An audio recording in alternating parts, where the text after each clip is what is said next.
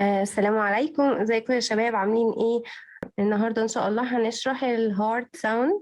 عشان في ناس كتير طلبتها ومش فاهمين حاجات كتير فيها، فان شاء الله نشرحها بطريقه تعجبكم ونبقى فاهمينها تمام وزي الفل ان شاء الله. هنقول شويه فيسيولوجي كده على السريع. هنقول بسرعه الدم بيمشي ازاي.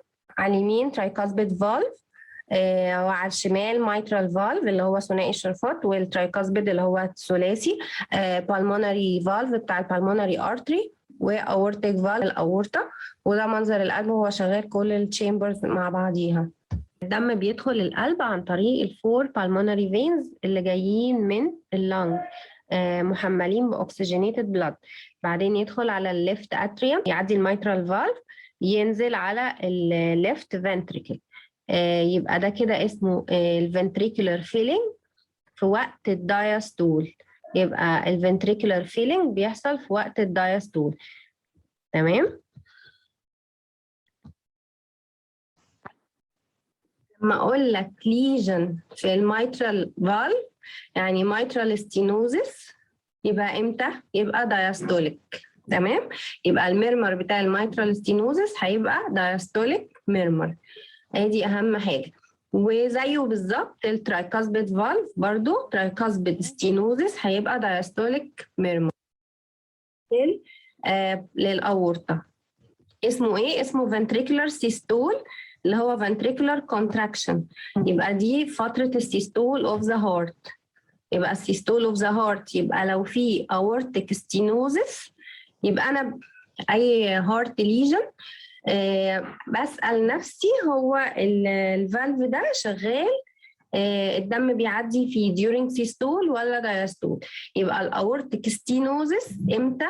الدم بيعدي امتى في الاورطه؟ وقت الفنتريكولار سيستول، يبقى في وقت السيستول. يبقى الميرمر بتاع الاورتيك ستينوزس هيبقى سيستوليك ميرمر. وزيه البالمونري ستينوزس برضو سيستوليك ميرمر. ماشي خلاص. بعدين الدم راح للأورطة وتوزع على الجسم كله. بعدين هيرجع في الفينز عن طريق superior vena cava و inferior vena cava، يرجع للرايت اتريوم. الرايت اتريوم هيعدي منين؟ من الترايكاسبيد فالف اهو. ترايكاسبيد فالف بقى نفس القصة. يبقى ترايكاسبيد ستينوزس امتى؟ وقت الفنتريكولار دايستول. في اي ليجن في الميترال والترايكاسبيد شبه بعض، البالمونري والاورتيك شبه بعض. يبقى ترايكاسبيد ستينوزس ده وقت الدايستول، والميرمر بتاعه اسمه ميد دايستوليك رامبلينج ميرمر، وهنعرف يعني ايه لما نوصل له. خلاص عادي بقى كده. الرايت فنتريكل هيعمل سيستول ويضخ الدم لمين؟ للبالمونري ارتري، يروح على اللنج. يبقى اهم حاجه بقى كده عرفنا في الكاردياك سايكل ان انا اهم حاجه اعرف السيستول امتى والدايستول امتى. اي ليجن بسال نفسي. طيب لو جيت بقى اتكلم على الريجيرج بقى، عايز اعرف الريجيرج الميترال ريجيرج. ريجيرج ده معناه ايه؟ الدم بيرجع في الوقت اللي هو المفروض ما يرجعش فيه. المفروض ان الفالف ده مقفول، والمفروض الدم ما يرجعش فيه. طيب انا هعرف ازاي ان هو المفروض الوقت بتاعه بتاع الريجيرج؟ مثلا الميترال ريجيرج بيبقى المفروض ده مقفول وقت السيستول، صح؟ علشان هو اصلا كان فاتح وقت الدايستول، فهو مقفول وقت السيستول. يبقى الميترال ريجيرج بيبقى سيستوليك ميرمر. دي اول حاجه. الترايكاسبيد ريجيرج بيبقى سيستوليك. ليه؟ لان وقت السيستول القلب بيضخ على الاورطه، لما بيرجع بقى. طيب والبالمونري؟ المفروض البالمونري الدم بيعدي فيه الطبيعي امتى؟ وقت السيستول. يبقى البالمونري والاورتيك ريجيرج امتى؟ لما يحصل ريجيرج المفروض هما مقفولين امتى؟ في الدايستول. يبقى الريجيرج في وقت الدايستول بتاعهم. ماشي. يبقى انا كده اهم حاجه اعرف امتى الميرمر ده هيبقى سيستوليك ولا دايستوليك. بوقت الميرمر مفتوح طبيعي يبقى ده ستينوزس. لو المفروض لو ريجيرج يبقى المفروض الفالف ده مقفول امتى، يبقى هو ده وقت الايه الريجيرج بتاعه. ماشي. لكن الاس 2 بقى ايه قصته؟ بيقفل ازاي؟ الاورتيك والبالمونري شكلهم ازاي؟ الاورتيك والبالمونري شكله كده 3 كور.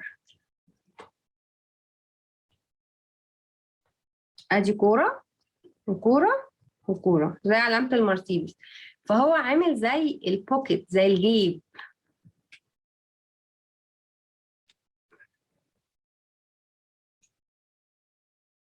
ماشي. هو زي الجيب بالظبط. ادي يبقى هو كل جيب فيهم كده ونازل. لما بقى قلنا ايه؟ خلصنا الليفت فنتريكولار سيستول والدم ماشي كده خلاص، والسيستول خلص تمام. يجي يقفل ازاي بقى الاورتيك؟ الدم بقى يجي يحصل الفنتريكل يجي يعمل ريلاكسيشن. خلصنا السيستول، جاي يعمل ريلاكسيشن، يوم ايه؟ يوسع. يقوم الدم يحاول يرجع ورا، ما هو ده وسع ونزل على تحت، يقوم الدم يرجع له ورا على تحت هو كمان. الدم بقى اثناء ما هو راجع ورا كده بيملى البوكيت دي، يملى ال3 بوكيت دول، يملى ده وده وده، عشان هو كان فاضي. كان فاضي وبقى ايه؟ كانه جيب فاضي، فبيبقى لازق لازق كده ولازق كده ولازق كده. لما بقى الدم رجع هيملاه، يقوم ده يتملى وده يتملى وده يتملى، يتملوا بقى دم. خلاص يبقى انا كده قفلت الايه؟ السيمي ليونر فالف. الاي في فالف الاصفر ده هو شكل الاي في فالف اللي هو الميترال او الترايكاسبيد اهو. الليفلت ومنزله الكوردا تنديني اللي هي الحبال، وتحت البابيلاري ماسل ده. يبقى هنا ماشي. دي مقارنه بين اس 1 واس 2. الاس 1 اللي هو closure of mitral and tricuspid valve. S2 closure of semilunar اللي هو pulmonary. الاس 1 3 ال لاب ولو بيتشد ولونج، يعني وقته بيبقى لونج. الاس 2 دب كله اسيت سيميليونر فال واند اوف سيستول في السكند انتركوستال سبيس وشورت ديوريشن وهاي بيتش. يبقى كلهم اس 1 2 3 4 5 اس. يبقى الاس 2 5 اس كلها اسيت برضه. يبقى الاس 2 اللي هو بتاع الاورتيك والبالمونري A2 P2. المكان الوحيد اللي بسمع فيه البالمونري كومبوننت هو مين؟ البالمونري اريا. كل الارياز اوف ذا هارت بسمع فيها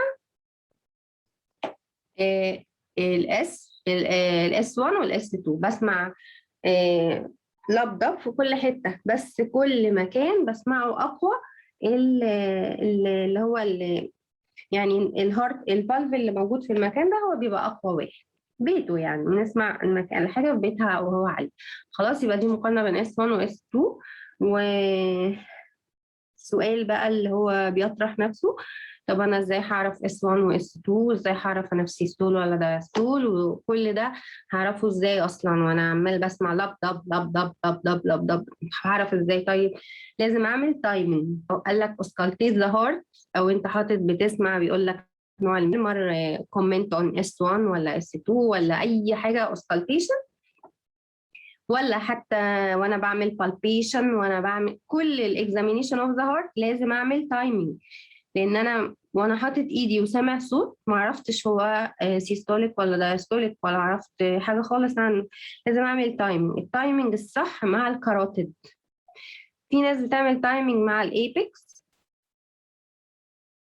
بس دوت هيلخبطني، لان انا يعني عشان احط ايدي هنا وايدي مثلا انا بعمل ثريل هنا هون في الميترال اريا واقوم عامل مع الايبكس، لا صعب. مثلا هنا بقيس هنا بشوف هنا التايمنج بتاع البالمونري اريا برضو صعب. مين اسهل حاجه ان انا اعمل ايه؟ تايمنج مع الكاروتيد، لان انا بسمع خبطه واحده صوت واحد، لكن هنا بسمع صوتين وهنا بسمع صوتين هنا بسمع صوتين برضو. يبقى التايمنج الصح مع المين؟ مع الكاروتيد. في ناس بتعمل كاروتيد تايمينج مع الراديال بالس، ده طبعا فاشل جدا. ليه؟ لان الراديال بالس لو حالات الاريثميا كلها ممكن هنا يبقى الريت الايبكس بيك مثلا مثلا 100 ويوصل لي هنا مثلا 70. ليه؟ لان في ويك بيتس ما بتوصلش لتحت، ميزد بيتس. ماشي، يبقى غلط ان احنا نعمل تايمينج مع الراديال بالس. الصح ان انا اعمل تايمينج مع الكاروتيد، لازم ايدي هنا عند الكاروتيد علشان اعمل تايمينج. طيب هو بتاع الميترال اريا والاكتر حاجه بيبقى الميترال فالف، والترايكاسبيد فالف بيتسمع اكتر حاجه على الترايكاسبيد اريا، بس مسموع اول اوفر ذا هارت. الاس 2 بيتسمع على البيز اوف ذا هارت. كلمه بيز اوف ذا هارت معناها خط بالعرض واصل بين الاورتيك والبالمونري اريا، بيوصل بين سكند ليفت وسكند رايت انتركوستال سبيسز. خصوصا بقى الاس 2 بيتقسم اورتك وبالمونري. بنسمع الاورتك على الاورتك بس، وعلى البالمونري اريا الوحيده اللي بنسمع فيها الاورتك كومبوننت والبالمونري كومبوننت. طيب الاس 1 بنعرفه ازاي؟ ان هو افتر لونج بوز. الاس 2 بنعرفه ان هو بعد شورت بوز. ايه تفسير بقى اللونج بوز اللي قبل الاس 1؟ اللي هو معناها ان الدايستول اوف ذا هارت اطول من السيستول. قلنا ان الدايستول 0.5 من السكند والسيستول 0.3 من السكند، عشان كده الاس 1 يعني قبليه وقت طويل والاس 2 قبليه وقت قصير. وانا بعرف اصلا الفرق بين اس 1 واس 2 بكده، ان اس 2 اللي هو على طول ورا الاس 1. ماشي. تالت حاجة بقى في الكومباريزون. طيب الاس 1 اللي هو مع رفعة الايبكس بيت ورفعة الكاروتيد، معناها ان هو في نهاية السيستول. يبقى الاس 1 هو ده اللي مع رفعة الايبكس والكاروتيد، لكن اس 2 لا، ما بينهم. طيب حاجة مهمة قوي ان الاس 1 ده سببه ايه؟ سببه حاجتين: valvular component وماسكولار كومبوننت. يعني سبب قفله الفالف بيطلع صوت، والصوت بتاع الفايبريشن لما راحت على الوول اوف ذا ليفت فنتريكل عملت صوت. يبقى الاس 1 سببه ماسكولار كومبوننت وفالفولار كومبوننت. عشان كده لما بيبقى فيه كارديوميوباثي الاس 1 بيبقى ضعيف بسبب ان الماسكولار كومبوننت بتاع الليفت فنتريكل متاثر. لكن الاس 2 سببه بس valvular component. يبقى المكان الوحيد اللي بسمع فيه البالمونري component هو البالمونري area اللي هو second left intercostal space to the left of the sternum. هو طب انا اصلا مش فاهم ولا سامع ولا يعني هو يعني الشفوي والكلينيكال بتاع الكارديولوجي بيبقى تمثيليه. المهم انت بتعمل التكنيك صح، عامل نفسك سامع مظبوط، في كذا في كذا مثلا، يعني بنألف شويه، بس المهم حاول تبقى بتمثل حلو ومقنع كده للدكتور. الحل الوحيد ان انا اسمع ناس كتير جدا. اي بيشنت نورمال اشوفه لازم احس البلس بتاعه واحس الايبكس بتاعه علشان اعرف اكومنت على النورمال، علشان اعرف اقول الابنورمال. لازم احس النورمال هارت بيت دي عاليه ولا واطيه، واكسنتويتد ولا لا، كده سبليتنج هحسه ازاي، كده اهو. ماشي، لازم احس ناس نورمال كتير، مش بقى لا انا شاطر هروح اسمع المرمر بس واجري، هروح اسمع الدايستوليك شوك بس واجري. لا، ما ينفعش. انا لازم اتعلم النورمال علشان اعرف اقول ان ده اب نورمال، ان ده الريت ده عالي، الريزم مش مظبوط، ان انا اعرف اقول هنا في مشكله كده. لازم اتعلم النورمال كتير. الميترال اريا دي بقى يعني حاجة يعني بره الكومباريزون، ان الميترال اريا هي دي الحاجة اللي بسمع عليها بالكون of the stethoscope. يعني السماعة بتتقسم من الحتة الكبيرة بتاعتها اسمها diaphragm، ودي بتسمع الهاي بيتش ساوند، والكون اللي هو الحتة الصغيرة ظهرها دي بتسمع اللو بيتش ساوند. دي بره المقارنة معلش. فعشان كده أنا بسمع بالكون على الميترال اريا او على الايبكس. ليه؟ لان اللو بيتش ساوند كلهم مكانهم في الميترال اريا، اللي هم ايه؟ اللي هم اس 3 واس 4 والرامبلينج ميرمر بتاع بتاع الميترال ستينوزس. يبقى انا المكان الوحيد اللي بسمع فيه بالكون يعني غالبا هو الميترال اريا والترايكاسبيد اريا، لكن بقيه الارياز مش بسمع عليها بالكون، كلها بسمع عليها بالدايفرام. يبقى انا اول حاجه بحط الكون على الايبكس، اسمع بيه اشوف فيه اس 3 واس 4 ورامبلينج ميرمر، وبعدين اقوم اقلب على الدايفرام وامشي بيها بقى بالترتيب كده. اسمع الميترال اريا، بعدين ترايكاسبيد، بعدين سكند اورتيك، بعدين بالمونري، بعدين فيرست اورتيك اريا. ده ترتيب السماع بتاع الارياز. كلوجر اوف ذا اي في فالف، بقى السيستول بيبدا باس 1، يقفل السيستول يخلص بايه؟ باس 2 اللي هو كلوجر اوف ذا اورتيك اور بالمونري فالف. طيب الدايستول بيبدا بايه؟ دايستول يعني ventricular filling، بيملى من الليفت اتريوم للليفت فنتريكل. بيملى ازاي؟ لازم يبقى الاي في فالف مفتوح والاورتيك والبالمونري مقفولين. تمام. يبقى احنا اهم حاجه عندنا السيستول بيبدا باس 1 وينتهي باس 2، الدايستول يبدا باس 2 وينتهي باس 1. طيب حاجه كمان عايزين نعرف اهم حاجه، قاعده اساسيه ومهمه جدا جدا جدا، ان الفالف لما يفتح ما بيطلعش صوت، ولما يقفل بيطلع صوت اللي هو اس 1 واس 2. النورمال فالف هو بيعمل كده. زي بالظبط لما نفتح الباب مش بيطلع صوت، لكن لما نقفل الباب بيطلع صوت. تمام. كاردياك سيستول معناه contraction of the ventricle. يبقى علشان يحصل contraction للفنتريكل لازم يبقى الاتريوفنتريكولار فالف مقفول والاورتيك والبالمونري مفتوح. يبقى طبيعي لما الاتريوفنتريكولار فالف يقفل بيطلع صوت اللي هو S1. لما الاتريوفنتريكولار فالف يفتح المفروض ما يطلعش صوت في النورمال فالف. تمام. طيب لما يبقى الفالف حاصل فيه فايبروزس هيطلع صوت during opening of the valve، هيطلع صوت اسمه ايه؟ اسمه opening snap. الاوبننج سناب ده عباره عن ايه؟ الساوند اوف opening of the mitral valve during mitral stenosis. تمام. عايزين نتكلم برضو على الصوت بتاع الكلوجر of the mitral valve during mitral stenosis اللي هو S1.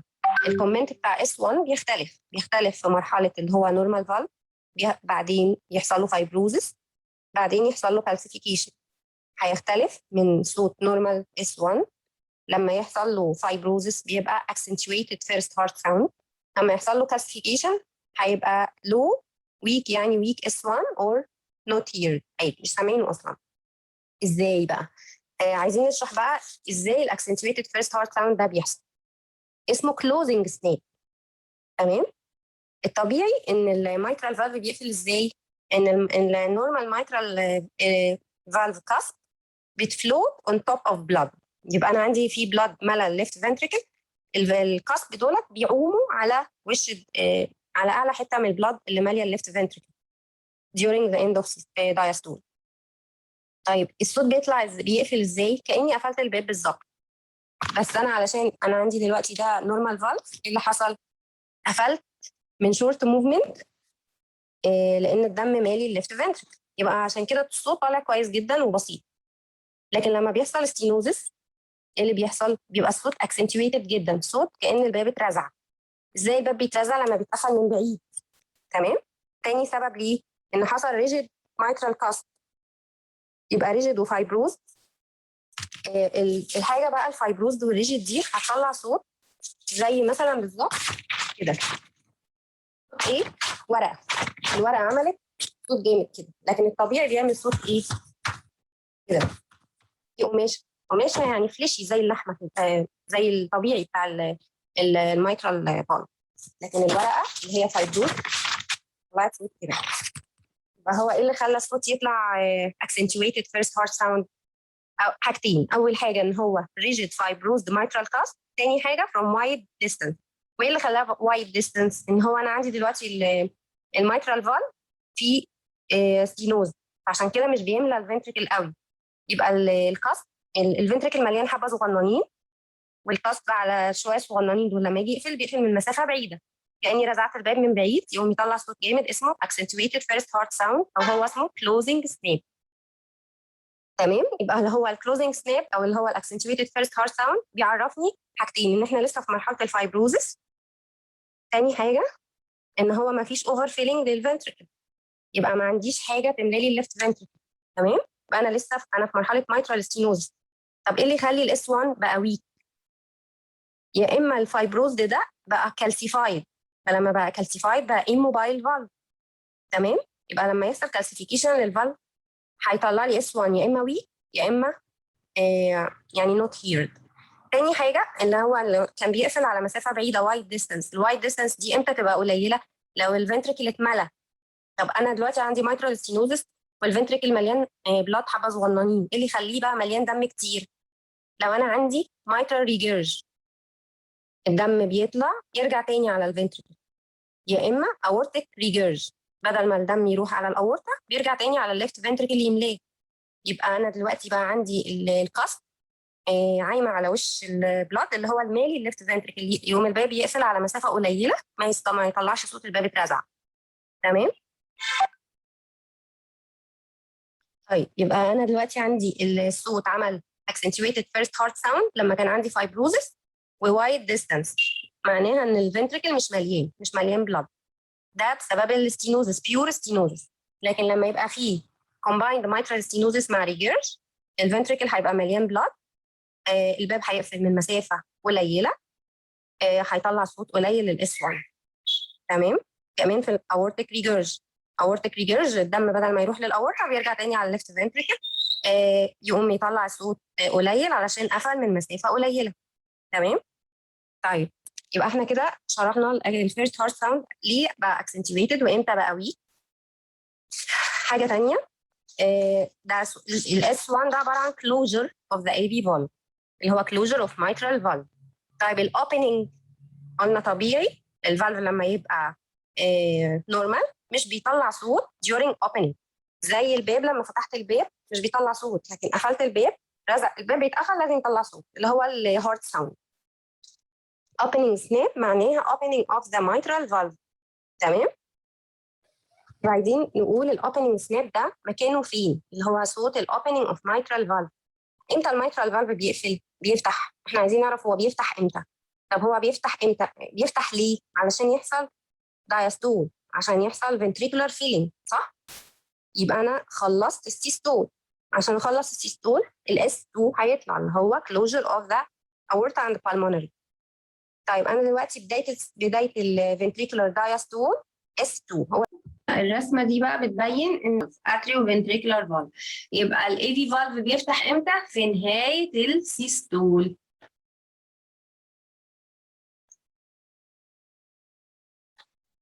يفتح ها كده هيفتح. بعدين بعدين اللي يحصل الفنتريكولار دايستول اللي هو ايه؟ الدم هينزل من الاتريوم للفنتريكل ويفضل يملاه. طبعا عارفين بينزل 70% باي جرافيتي بينزلوا لوحدهم، وال30% هم بتوع الاتريال كونتراكشن. امتى بقى بيحصل ال30% بتوع الاتريال كونتراكشن؟ في الحبه دول اسمهم ايه؟ بري سيستوليك.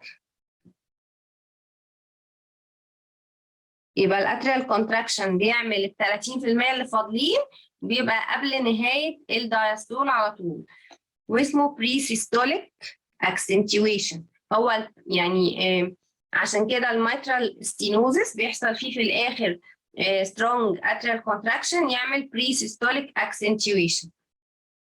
ماشي؟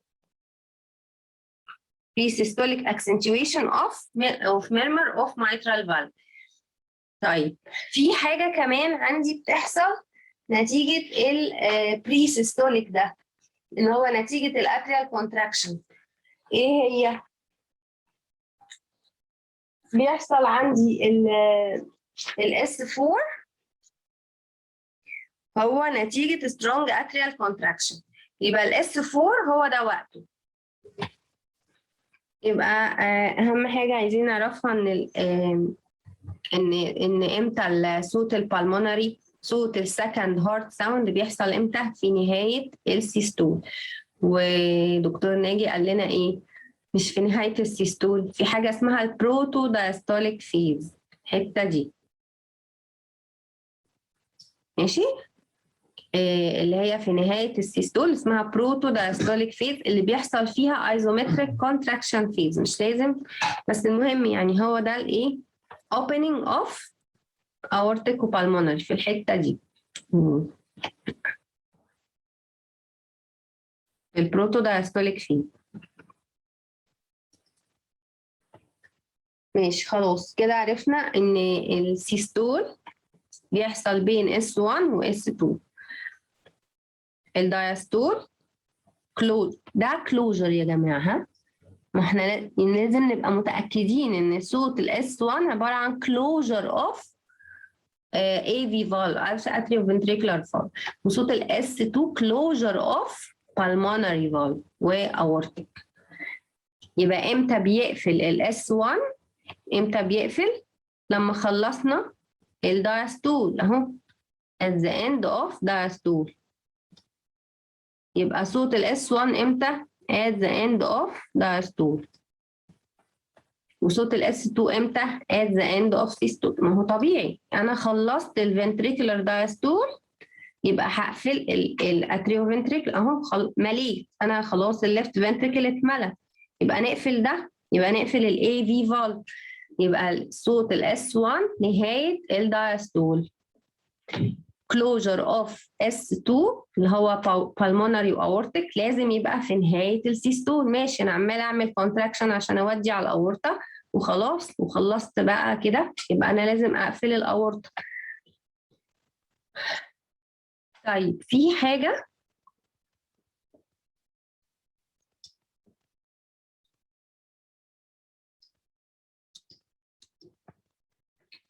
عايزين نعرفها. الاس 1 بقى ايه اللي بيخليه عالي وايه اللي بيخليه ويك؟ بقى لو هو بيقفل من مسافة بعيدة زي كده، الكلام هو على الميترال وعلى الترايكاس. لو بيقفل من مسافة بعيدة يبقى هيعملوا لاود اس 1. مسافة بعيدة زي مين؟ زي mitral stenosis وزي tricuspid stenosis. بس طبعا هو الأشهر أكتر ليجن في الهارت كله هو الميترال stenosis. يبقى الميترال stenosis هو اللي بيعمل ايه؟ accentuated first heart sound، يعني loud S1. طيب في حاجة تانية ممكن تبقى نفس الفكرة بتاعت إن هو الليفت فنتريكل ما ملاش كتير. إيه تاني هيخليه ما يملاش كتير غير الاستينوزس؟ في حالة التاكيكارديا. تاكيكارديا يعني القلب بيدق بسرعة جدا، الهارت ريت عالي، فمش هيلحق يملى. يبقى نفس القصة، مش هيلحق يملى، هيبقى الليفت فنتريكل أو الرايت فنتريكل مش مليان دم. يبقى اللي هيقفل من إيه؟ من وايد ديستانس.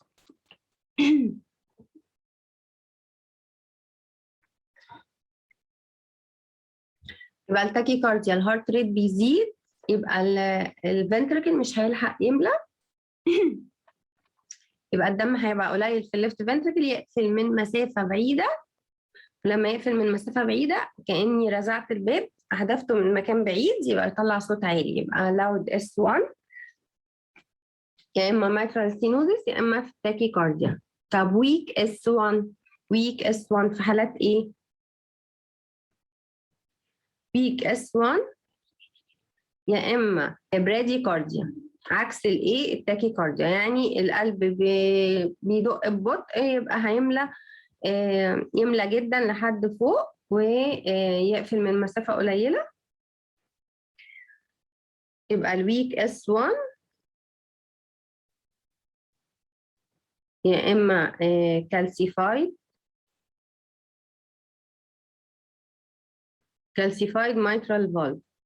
ليه بقى الكالسيفايد ده ولا بيفتح ولا بيقفل، قاعد مكانه كده مرتاح، فهو كده كده متثبت على المكان ده، يبقى هو بيقفل من مسافة قريبة، يبقى بيطلع صوت ايه ويك. او لو عندي برادي كارديا،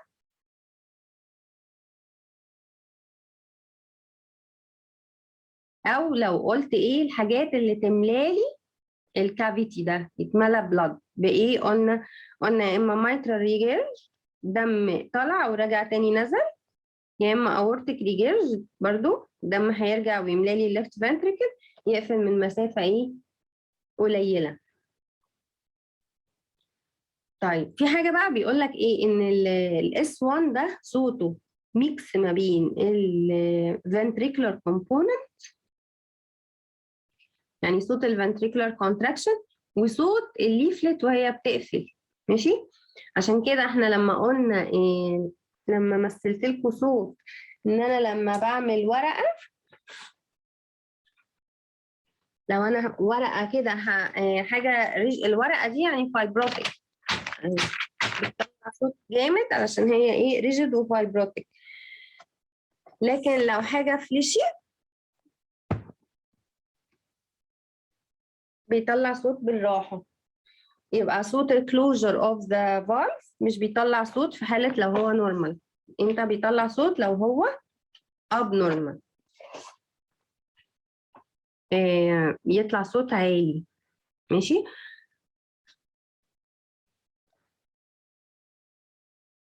يبقى هو الريجيد والفايبروتيك ادي سبب، والسبب التاني اللي هو ايه صوت الفنتريكولار كومبوننت. طب لو انا عندي مشكله بقى في الماسل لاير بتاعت الهارت، مثلا كارديوميوباثي، هيعمل لي ويك اس 1. طيب في بقى سؤال ذكي قوي بيقول لك ايه اس 1، سؤال مهم قوي بيتكرر كتير، اس 1 in a case of atrial fibrillation. atrial fibrillation ده قلنا ان الاتريوم مش عارف يعمل كونتراكشن واحده، بيعمل ايه؟ بيقعد يترعش كده كده كده كده كده رعشات صغيره، لانه جاي له امبلسز كتير، حوالي 300 امبلس في الدقيقه، فهو مش عارف يعمل كونتراكشن خالص، عمال يترعش، فبدل هو عمال يترعش، وده كمان بيجي ايه irregular، شويه كتير شويه قليل، البلس بيبقى شويه كتير شويه تاكي وشويه بريدي. يبقى عشان كده الاس 1 في حاله الاتريال فايبريليشن بيبقى ايه variable. طيب ممكن يبقى عندي splitted S1.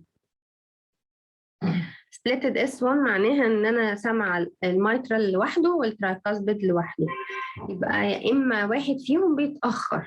مين بقى ايه سبب ان حد فيهم بيتاخر؟ سبب ان حد فيهم بيتاخر ممكن يبقى عندي الكهرباء مش واصله له كويس، اللي اتاخر ده الكهرباء مش واصله له كويس، اسمها ايه باندل برانش بلوك. يبقى splitted S2 S1 بيبقى في حاله ايه باندل برانش بلوك، سواء رايت او ليفت، هيأخر واحد فيهم. طيب احنا كده خلصنا الاس 1 كله لكن الاس 2 بقى ايه قصته؟ بيقفل ازاي؟ حاجه تانية خالص. لكن الاورتيك والبالمونري شكلهم ازاي؟ الاورتيك والبالمونري شكله كده 3 كور، ادي كوره وكوره وكوره زي علامه المرسيدس، فهو عامل زي البوكيت، زي الجيب.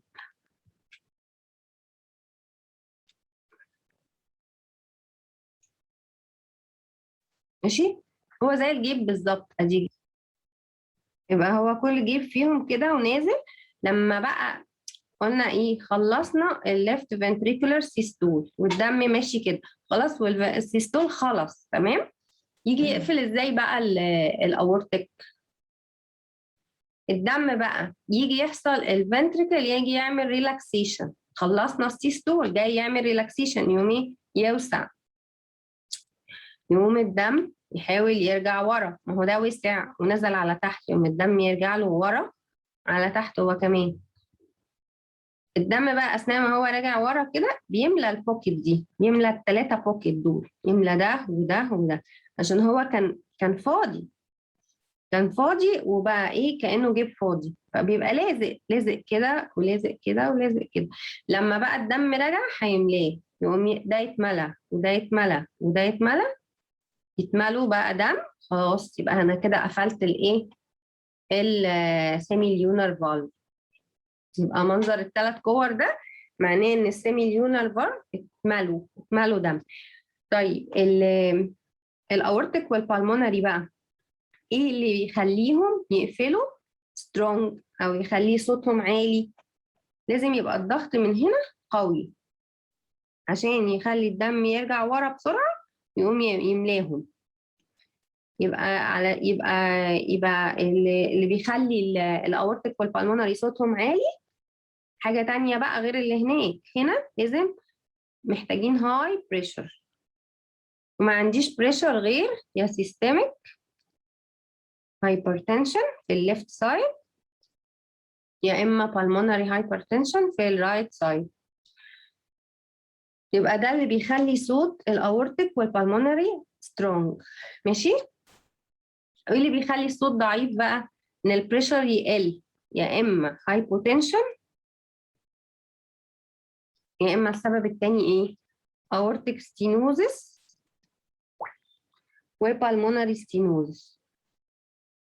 يبقى هما دول اللي بيخلوا لي الصوت بتاع الاورتيك والبالمونري فالف قفلتهم ضعيف A2 اللي هو سترونج S ويك S2. يبقى يا اما الضغط قليل فبيخليه ما يقفلش جامد، يا اما هو اصلا دم قليل اللي عدى، فلما دم قليل عدى خلى الضغط قليل اللي هو اورتيك ستينوزس وبالمونري ستينوزس. يبقى الاورتيك ستينوزس بيعمل ويك S2 وبالمونري ستينوزس يعمل ويك S2 وهايبوتنشن. مين بيعمل هاي S2؟ مين؟ يا اما سيستميك هايبرتنشن يا اما بالمونري هايبرتنشن. سيستميك في حاله الاورطه وبالمونري هايبرتنشن في حاله البالمونري ارتري.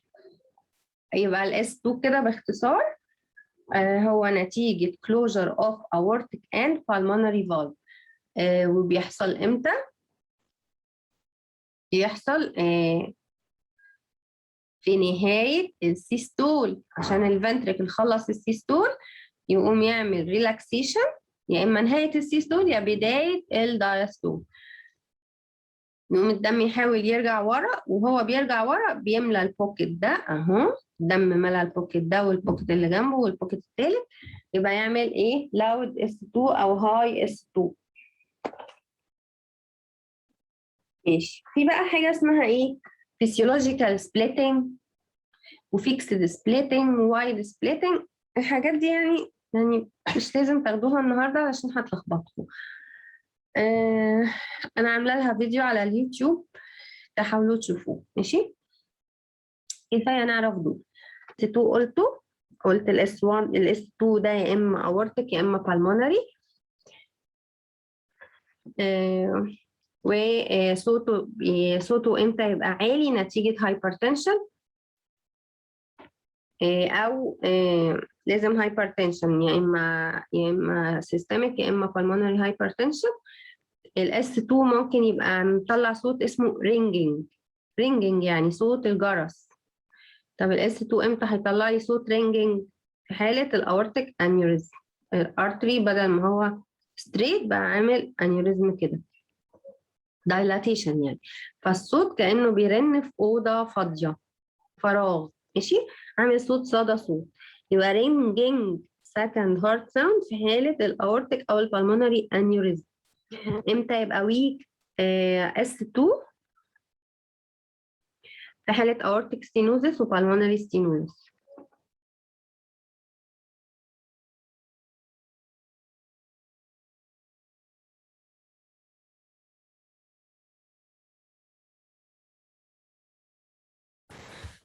أتمنى تكونوا فهمتوا الشرح ده، وأتمنى إن احنا نتعلم كتير على حالات نورمال علشان نعرف نفرق النورمال من الأبنورمال.